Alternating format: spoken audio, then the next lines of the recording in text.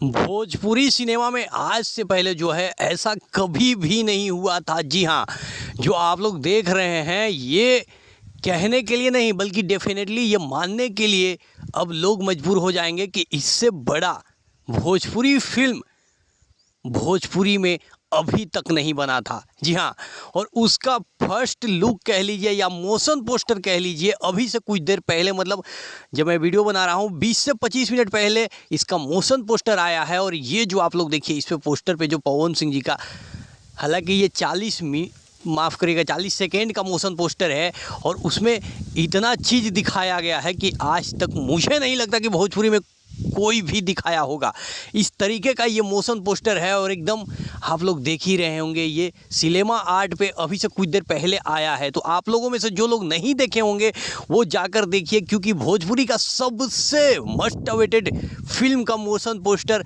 हर हर गंगे का आ चुका है। जी हाँ, पवन सिंह आप लोग को दिख रहे हैं मगरमच्छ लिए हुए, और क्या कमाल का इसका म्यूजिक बैकग्राउंड डाला गया है। भाई मैं सोचता था कि भोजपुरी में ऐसे बैकग्राउंड क्यों नहीं डाले जाते हैं, पर उस चीज़ को खारिज किया है ये मोशन पोस्टर जो कि सिनेमा आर्ट पे आया हुआ है, हर हर गंगे, जिसका इंतज़ार हर कोई कर रहा था।